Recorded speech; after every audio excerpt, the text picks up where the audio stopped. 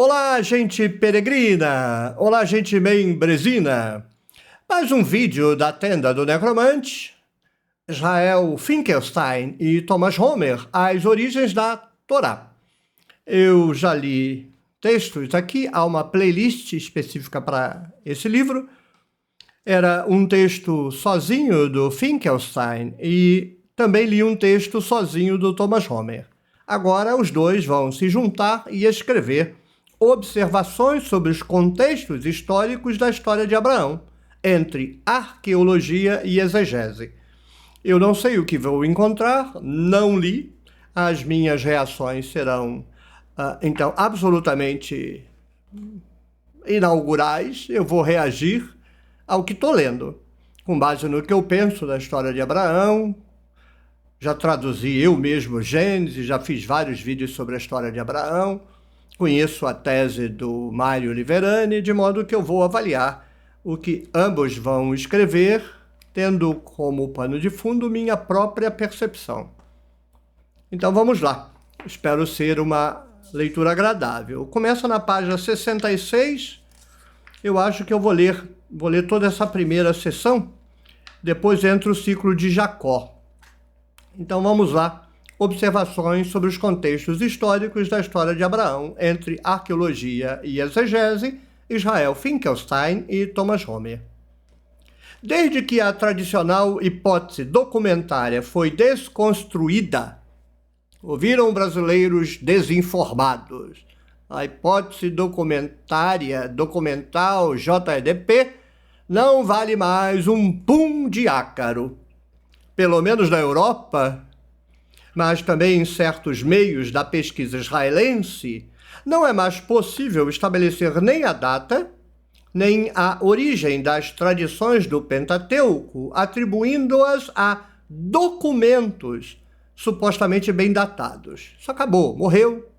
Não tinha valor nenhum quando era teoria, era bullshit, mas a gente achava que aquilo tinha algum valor. Tinha não, era tudo mentira, tudo equívoco. Agora a gente sabe que estava tudo errado.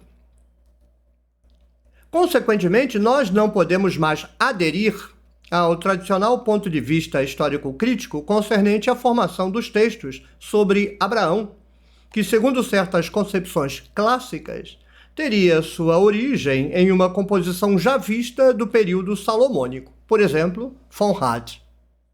Mas o Fonrad era teólogo, então ele se baseava no que o outro dizia, né? Fonrad não é a fonte. Ele escreve livro de teologia do Antigo Testamento e vai lá nos exegetas, na leitura introdutória, saber esse texto é de onde, essa aqui é já visto. Aí ele cria uma teoria em cima da teoria dos outros. Não é um bom nome para ser citado aqui. Ou ainda antes, no início da monarquia israelita, na famosa Grand Shift de Nuf, o escrito inaugural fundante, né, mais antigo, básico. O discurso divino em Gênesis 12, de 1 a 4, no qual Yahvé promete a Abraão um grande nome e de fazer dele uma bênção para todas as nações, assim como todos os termos da aliança em Gênesis 15, 18, onde ele... 1, 2, 3, 4, 5, 6, 7, 8, 9, 10. Por que eu contei? Porque a gente compra um livro postulando ser um livro acadêmico. Aí você vê isso aqui, ó. Ó, pra cá, ó. Ele com letra maiúscula. Com todo respeito, é melhor não falar o que eu penso. Vou me segurar porque eu não tenho nada bom para falar de acadêmico que bota ele fazendo referência ao mito judaico com E maiúsculo. Aqui eu já fiquei de má vontade. Estou sendo sincero. O meu estado psicológico aqui, a vontade é parar de ler. Acreditem, eu perco credibilidade no sujeito. Não acredito mais no sujeito.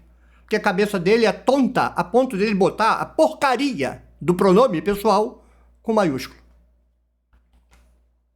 Tudo bem, cada um faça a imbecilidade que quiser. Eu acho isso imbecilidade, vou respirar fundo e vou continuar a despeito de... A minha vontade é não ler mais. Onde ele lhe anuncia o dom de uma terra que se estende do Nilo ao Eufrates, eram compreendidos como reflexo da situação geopolítica do Império Salomônico. Bullshit! Bullshit! Diga quem disser, não interessa quem você pegar no mundo. Se o sujeito disser que tem história de Abraão pré-exílica, o sujeito é analfabeto bíblico. Ponto. Minha opinião. Você não precisa concordar comigo, você pode seguir a manada das autoridades. Mas, para mim, situar a história de Abraão no período pré-exílico é prova de repetir tradição, repetir erudito e de ser analfabeto bíblico. A discussão mais antiga sobre Abraão na Bíblia está em Ezequiel, e é uma discussão levada a termo entre a Golá, que está na Babilônia, e o pessoal que está em Canaã. A partir daí, a história de Abraão vai ser inventada. Então não me venha com esta bobagem. Mas, sejamos honestos, os dois, que escrevem ele com E maiúsculo, a não ser que tenha sido o tradutor. Aí esse tradutor tem que ser demitido. Eu não tive acesso ao original dele. Se o original tiver com maiúsculo, o tradutor não tem culpa. Se o tradutor meteu E com letra maiúscula, tem que ser demitido. Aprender a respeitar o texto dos outros. Não acho que o tradutor fosse fazer, mas o tradutor não faz, mas os dois eruditos fazem? O que é pior eu duvidar? É pior eu duvidar do Israel e do Thomas ou do tradutor? Situação difícil, né? Eu duvido de qualquer um, não levo a sério, não. Os dois não estão assumindo isso. Eles estão dizendo que alguém lá atrás, eles citam de novo, Forrad, Wolff, diziam isso aí. Eles não estão assumindo. Por enquanto, deles só o ele com letra maiúscula. O que, convenhamos, é muito pior do que um autor dizer que a história de Abraão é do período salomônico. Outros autores situaram a origem da tradição sobre Abraão no entorno de Hebrom, a fim de datar no tempo de Davi. Bullshit também, tudo bullshit. Os extratos mais antigos dessa história, porque segundo Samuel 5, Davi foi ungido como rei em Hebrom. E segundo Gênesis 2:3, a serpente fala também, né? Os relatos mais antigos sobre Abraão eram então considerados como constituintes de uma legitimação da dinastia davídica. Isso aí não tem valor nenhum. Zero. Essas hipóteses, portanto, estavam fundadas sobre uma argumentação circular, que consistia em datar os textos a partir de informações constantes nesses mesmos textos. E de onde saiu esse ele com E maiúsculo? O texto diz que é o Deus sagrado, todo-poderoso, blá, blá, blá, e eles vão lá e botam ele com E maiúsculo. É o roto falando do esfarrapado, né? É o feio falando do falto de beleza. Contudo, é certamente ainda mais anacrônico continuar buscando um Abraão histórico, como fizeram Albright, Westermann, que o pessoal vende como suprassumo do comentário de Gênesis, vá de retro, e outros autores, por meio da utilização de textos legislativos do segundo milênio, como Nuzi, e outros que supostamente refletiriam os costumes dos patriarcas.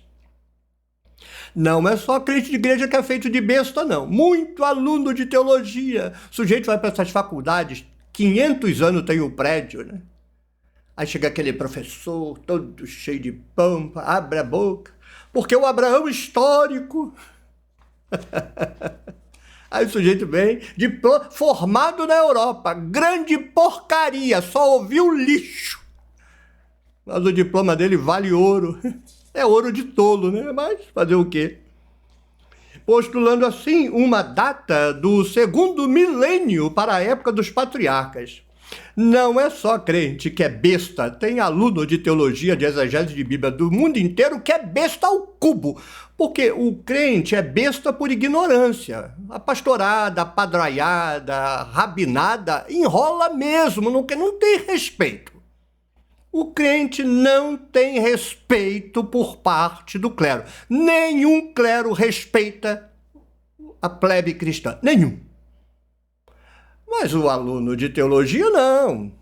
Supostamente é o exibidinho. Fala alemão, fala inglês, fala francês. Aí vai lá o professor dele, porque os patriarcas no segundo milênio, ele escreve um tratado para escrever bosta. Quem vale mais? O crente, que é feito de besta porque é ignorante. Mas e o diplomadinho de Jesus? É um asno que fala alemão. Isso não significa que se deva negar a possibilidade de que tenha existido um indivíduo histórico chamado Abraão. Que raio de argumento é esse? Que raio de argumento é esse? Do qual o túmulo se tornou um lugar de veneração. Ah, vou te contar. Não. Devem estar sendo patrocinados por alguma empresa de turismo. Isso aqui não é sério, gente. Isso não é sério. Com todo respeito. Não, com todo respeito. No entanto, nada é possível reconstruir sobre esse Abraão histórico. Que Abraão histórico, meus ovos? Abraão histórico, meus ovos. Vamos tomar vergonha. Não tem nada de Abraão histórico. É uma invenção. A gente sabe que é uma invenção. É só ver lá a tese do Mário Liverani, colega de vocês. Não preste atenção num brasileiro. Nasci em Mesquita, não tem que ser ouvido por ninguém. Eu nasci no fiofó do terceiro mundo, então não tem que ser ouvido por ninguém. Ouçam lá o italiano, um país do imperialismo. O Mário Liverani, do alto da Itália imperialista, ele vai dizer, não, que Abraão, o nome Abraão muito provavelmente é uma deturpação e uma espécie de transformação no nome de uma expressão, o pai dos Raham. Aí vem a arqueologia e a exegese. Não vamos descartar o Abraão histórico. Ah, meus ovos, com todo respeito. Não, com todo respeito. É El aqui com letra maiúscula. Não, quem sabe um túmulo do Abraão. Nos textos, de fato, o elemento mais antigo é associado a ele, é sua tumba. Não, está errado. Isso está errado. Isso está completamente errado. Absolutamente errado. Isso é o culto em Mambré. O que nós podemos e devemos fazer é, portanto, buscar indicações que nos permitam localizar e datar os elementos ou as camadas desse complexo ciclo de Abraão, que não serão encontrados no ciclo de Abraão. Se este artigo começar pegando os textos de Abraão, vai fazer o que está criticando aqui. Criticou que era argumento circular e vai fazer a mesma porcaria. Se fizer isso, eu vou zunir isso aqui no lixo. Tem que fazer o seguinte, você vai fora da Torá, procura as histórias de Abraão fora da Torá, vê o que era dito, aí você vai ver. Abraão não era antepassado dos judaítas. Já leu Ezequiel? Se não leu Ezequiel, vai encher o saco lá de padre, pastor, rabino, diabo. Não enche meu saco. Ezequiel tem lá a discussão entre o pessoal que está na Babilônia e o pessoal que ficou em Judá, os camponeses. Aí o pessoal da Babilônia está dizendo assim, o pessoal lá que ficou lá na Jerusalém destruída, está dizendo que a terra é deles porque eles são filhos de Abraão. Ora, se o pessoal da Babilônia fosse também crente em ser filho da porcaria de Abraão, eles diziam, então é nossa também. Mas não podiam dizer. Por quê? Porque eles não eram filhos de Abraão. Não existe tradição pré-exílica nenhuma de Abraão, pai da nação. Isso não existe. Isso é uma falsificação pós-exílica. Para eles poderem tomar a terra dos camponeses, eles inventam que eles também são descendentes de Abraão, inventam um pan-abramismo, roubando a tradição do povo e depois rouba a terra. Aí vai agora, os eruditos, exegese e arqueologia, levar esta porcaria a sério, ainda diz que o texto lá é o mais antigo? Ora bolas, faça-me o favor. Não, lamento. Se isso aqui é dissertação de mestrado, eu reprovava. Há seguramente pouco consenso sobre essa questão na pesquisa recente, e os pesquisadores com frequência elaboram suas teorias baseados em uma cronologia relativa de diversos textos bíblicos, que eles datam por comparação com outras tradições bíblicas. Gênesis 12:1-4, por exemplo, foi anteriormente considerado, no contexto da hipótese documentária, como um texto-chave do javismo do século X, ao passo que agora é identificado como um texto pertencente ao período persa, porque retoma a ideologia real. É persa. Concordo. Mas não porque retoma a ideologia real. Argumento completamente furado. É porque a história de Abraão é do período persa sacerdotal. E tem a ver com a disputa da terra. Não tem nada a ver com ideologia real, nada disso. Até os caras, quando acerta, erra. e a projeta sobre Abraão. Não tem nada a ver, Abraão ali não é projeção de realeza nenhuma. Gente, é triste. Não tem nada na história de Abraão que aponte para a realeza, nada. É triste. Ele parece igualmente pressupor ideias e uma terminologia deuteronomista e sacerdotal. Eu não acredito em deuteronomista, então não vou nem perder tempo com isso. Nas publicações recentes, de fato, todo o relato sobre Abraão, em Gênesis 12, 25, é possivelmente datado, no máximo, no período exílico. Não, muito cedo. A discussão começa no exílio, mas em relação à tomada da terra da mão dos camponeses, o que significa que não é no exílio, é já no período da libertação. Jerusalém está liberta, o pessoal da Babilônia está pensando em voltar, mas aí os fofoqueiros dizem, olha, a terra já está tomada, os camponeses tomaram a terra, manda sair que a terra é nossa. Não, eles estão dizendo que a terra é deles porque é de Abraão. Se é de Abraão, é deles e não de nossa, porque nós não somos descendentes de Abraão. Então começa uma batalha em torno de Abraão e da posse da terra, que corresponde à primeira camada, mas só vai ser feito quando eles voltarem. Depois Abraão vai ser tomado pelos sacerdotes e continua a saga. Então botar 12:25 no pré-exílico, não, está errado, completamente errado. Não tem nada que sustente essa argumentação, nada. Até agora a discussão de Ezequiel não apareceu. Vamos ver se vai aparecer a discussão de El Shaddai, de Êxodo 6, ou se vamos ficar na superficialidade ridícula de uma sala de aula que não vale o que o gato enterra. Quando uma data tardia das tradições sobre Abraão é adiada, não é suficiente levar em consideração as situações geográficas e os topônimos que aparecem nos relatos e, consequentemente, a arqueologia. Em outras palavras, muito pouco interesse é mobilizado para investigar sobre as realidades históricas e arqueológicas que poderiam dar suporte a esses textos. No seio do relato sobre os patriarcas, em 12:36, a própria existência de um antigo conjunto do norte, o ciclo de Jacó, que retrata realidades da Idade do Ferro, parece contestar a ideia de que a totalidade da tradição patriarcal seria exílica ou pós-exílica. Não está resolvida a questão de o ciclo de Jacó ser pré-exílico. Se alguém afirmar, é ideologia. E aí é argumento circular, como eles estão condenando os outros. Se há alguma coisa pré-exílica, está no ciclo de Jacó, o que não significa dizer que o ciclo de Jacó seja pré-exílico, porque toda a montagem ele já é neto de Abraão. Acabou. Jacó é neto de Abraão, meu zovô. Em toda a história ele é neto de Abraão. Então, não. Na forma como está, não é nada pré-exílico. O máximo que a gente pode falar é que a origem da tradição é pré-exílica. A papelada, não. Nem adianta. A verdade é que não há alguma realidade posterior à Idade do Ferro que possa explicar certos topônimos ou certos contextos geopolíticos que aparecem nesse material. Na discussão que se seguirá, nós pretendemos utilizar, ao mesmo tempo, a exegese bíblica, vamos ver o que é exegese bíblica, e os conhecimentos provenientes da arqueologia e o exame das fontes históricas extra-bíblicas, a fim de propor algumas observações preliminares sobre os realia, ou seja, as coisas reais, que se encontram nos relatos sobre Abraão e que parecem importantes para descobrir sua data e seu contexto histórico.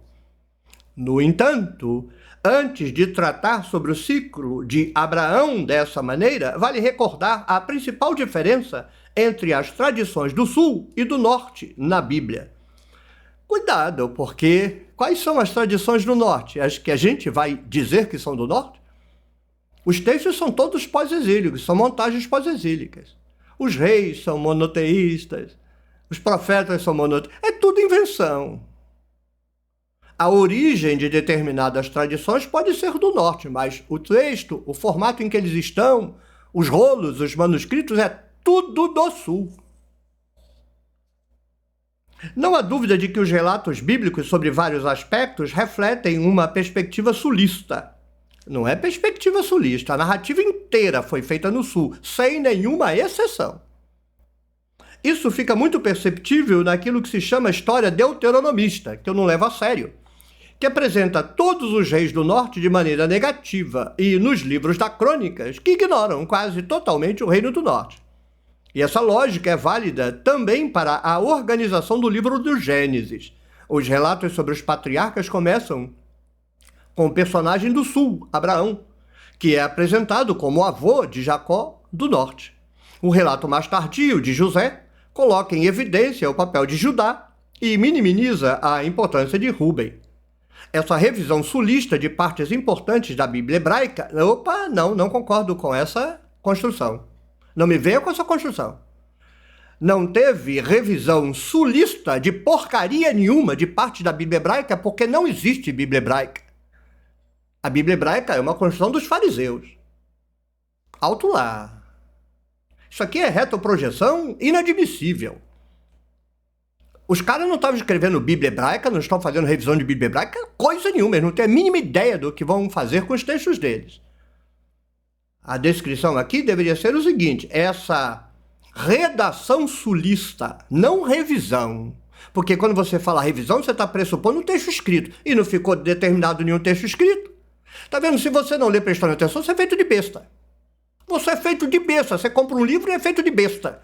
Porque o livro está falando um negócio que não tem fundamento. O cara chama a Bíblia hebraica o período no tempo em que eles estão escrevendo um pedaço de papel, um dando tiro na cara do outro. Não é Bíblia hebraica. Bíblia hebraica é Novo Testamento, quando os fariseus tornaram isso aqui cânon. Não é cânon. É texto de guerra. É pólvora francesa para dar tiro na cara de inglês. Aí, além de chamar de Bíblia hebraica, o casal 20 aqui, o Israel Finkelstein e o Thomas Homer, diz que há uma revisão sulista de partes da Bíblia, ou seja, ele pressupõe texto escrito que o Sul está fazendo revisão, com todo respeito. Até agora vocês não disseram nada que sustentasse isso. De onde saiu isso aqui? Vocês estão esperando que o leitor leia isso aqui, só é repetindo em sala de aula, mas lamento, que bateu na minha mão, eu já vi que isso aqui é bobagem. Bobagem, outra bobagem. É L, escrito com letra maiúscula, tem mais o texto da cova ali, que é texto antigo, e tem mais aqui agora a revisão sulista de parte da Bíblia hebraica. Eu tento levar a sério esses materiais, mas a hora que eu leio não dá. Não dá para levar a sério. Essa revisão sulista de partes importantes da Bíblia hebraica influenciou as pesquisas bíblicas que herdaram essa mesma perspectiva do Sul. Se Judá, por meio de Abraão, tem a primazia nos relatos dos patriarcas, assim como na pesquisa tradicional, os textos extrabíblicos e a arqueologia demonstram que historicamente Israel era o estado mais poderoso entre os dois reinos hebreus, desenvolvendo-se economicamente e demograficamente, muito antes de Judá. Isso é irrelevante, porque quando os textos são escritos, Israel já é pum de borboleta. Catarro de libélula. Já não existe mais, não é mais relevante, não é mais histórico. Acabou, morreu, desapareceu, enterrou. Voltou agora como um zumbi genocida, mas morreu, acabou. Então Judá é lá o seu pedacinho de terra, sustentado agora pelo poderio persa, que é quando os textos vão ser escritos. Não me venha com porcaria de Josias, por favor. E aí ele vai escrever essa história a partir da cabeça dele. Esquece Israel está morto, não tem Israel nos textos. Não tem revisão de texto da era áurea de Israel. Esquece isso é neurose, esquece isso. E de mais a mais, não tem Judá tendo primazia. É num textinho ou outro que Judá recebe atenção. Não dá para você ler Gênesis 12 até o final e dizer Judá tem primazia. Não, isso aí também é uma discussão esquisitíssima. Esquisitíssima. Leia os textos, traduza os textos. Numa ou noutra passagem parece Judá. 2, para ser exato. No resto, não. Então tem uma primazia, mas ele não recebe os louros inteiros. Até porque isso não é discussão. A discussão é a propriedade da terra. O ciclo de Abraão é para estabelecer a propriedade da terra. Pertence a Golá ou pertence aos camponeses? Vai acabar o texto e não apareceu nem Ezequiel e nem Êxodo 6. Os dois textos que, se você não toca neles, tudo o que você falar sobre a história de Abraão, você está tirando do fiofó, da escola bíblica dominical, da sinagoga. Os outros são fundamentalistas. Você é gênio da exegese da arqueologia, mas você faz a mesma operação que todo mundo. Não desmonta os textos a partir das informações fundamentais da Bíblia, monta uma historinha que vai convencer aqueles que querem acreditar numa versão minimalista confiável da Bíblia. Quando não tem nada confiável nessa história, é tudo inventado. Israel já era densamente populosa no Ferro I, dane-se, já morreu, acabou, e os textos não vão ser escritos naquele período, então o que isso tem a ver com a Torá? Nada. Isso aqui é argumento que não serve para nada. Nada. O que isso está fazendo aqui? Nada. Não tem nenhuma função. Em uma palavra, Israel era a potência dominante de um ponto de vista demográfico, econômico, militar e geopolítico, e foi destruído. Judá era uma porcaria e sobreviveu. Grande porcaria, Israel, sem a grandeza que era, é um assunto irrelevante. Durante a maior parte do período do qual os dois reinos hebreus existiram lado a lado, o que não interfere absolutamente na história de Abraão, porque naquele período Abraão não significava nada, era um antepassado dos camponeses, os judaítas estavam se lixando para Abraão, Israel nem de Abraão sabia, eventualmente tinha lá a sua história de Jacó, que não era parente de Abraão, ou seja, o que isso tem a ver com a história de Abraão? Nada. O que me esclarece essas páginas? Nada. Se eu não soubesse o que eu já sei pelas minhas pesquisas, para que isso aqui serviria? Para nada. Lamento dizer assim, papo reto, mas isso aqui não esclarece absolutamente nada. A não ser que ele deve ser escrito com letra maiúscula. Você pode até fechar os olhos e orar quando você escrever ele com letra maiúscula. Os relatos sobre Abraão e Jacó estão em correspondência um com o outro, de modo que, para compreender as tradições ligadas a Abraão, não devemos começar apresentando algumas palavras. Não devemos começar apresentando algumas palavras sobre o status antigo do ciclo de Jacó. Nós não iremos nos deter longamente sobre a questão de sua adição ao ciclo de Abraão.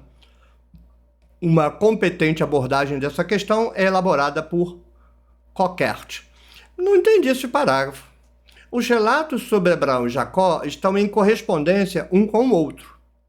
De modo que, para compreender as tradições ligadas a Abraão, não devemos começar apresentando algumas palavras sobre o extrato antigo do ciclo de Jacó. Está errado o texto, porque ele diz não devemos, eu acho que é nós devemos, porque logo a seguir qual é o título? O ciclo de Jacó, o mais antigo relato patriarcal no livro de Gênesis. Ou seja, o texto está escrito errado. O tradutor traduziu errado, onde era nós devemos, botou não devemos, mas do jeito que está aqui, coroou o que eu penso dessa primeira sessão. Isso aqui não tem nenhuma condição de nos guiar com sabedoria dentro da Bíblia hebraica no que diz respeito a Abraão. Falta aqui as duas peças fundamentais e indispensáveis. Não é para terminar a bobagem de uma abordagem sobre Abraão. Começar. Primeiro, Abraão não era antepassado dos judaítas, não era antepassado dos israelitas, era antepassado de um contingente campesino que vamos chamar de abraamitas. Eventualmente, é o pessoal a que se refere o Mário Liverani.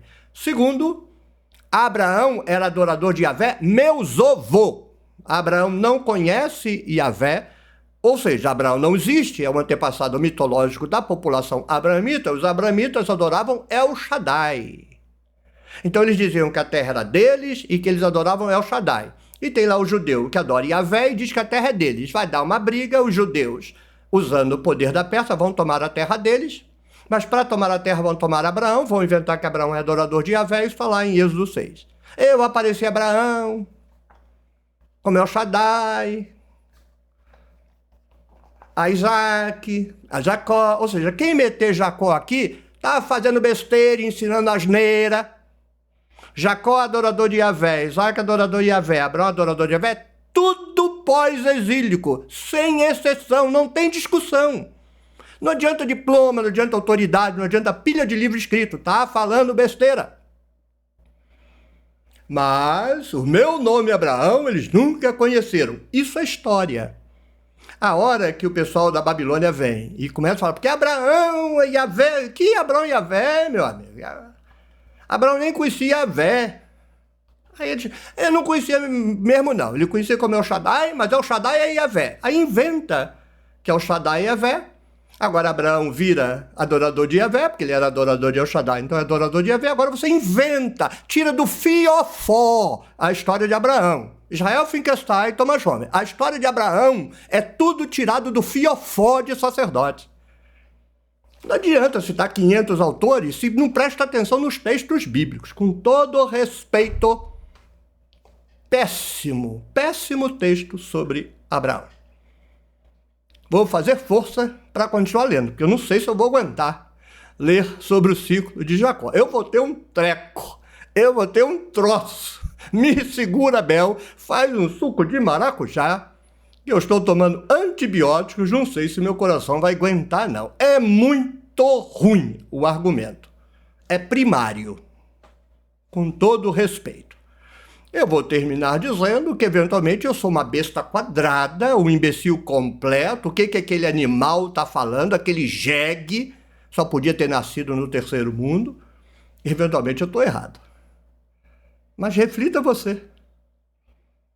Cadê os dois textos fundamentais que são indispensáveis para você começar a falar da história de Abraão? Não, nem toca.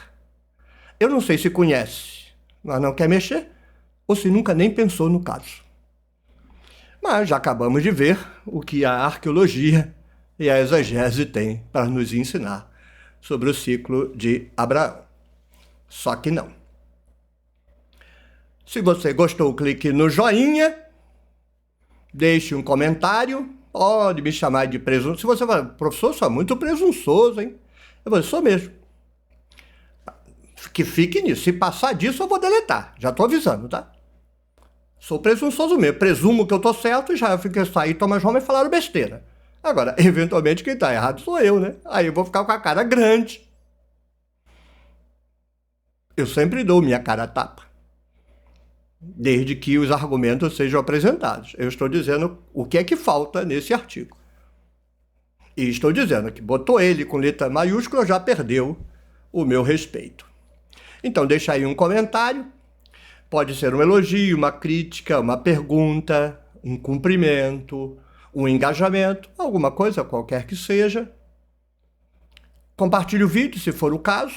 Vai ter muita gente chateada com o artigo, né? Vai ter gente tão chateada que é capaz de traduzir para o inglês e mandar para os autores. Olha o que aquele imbecil está falando. Eu espero que os dois autores não caiam no nível da fofoca, né? E compreendam o meu arroubo. Lamento, senhores, lamento Israel Finkelstein e Thomas Homer. O que eu ouvi não tem sustentação, não. Eu chego a pensar que é primário.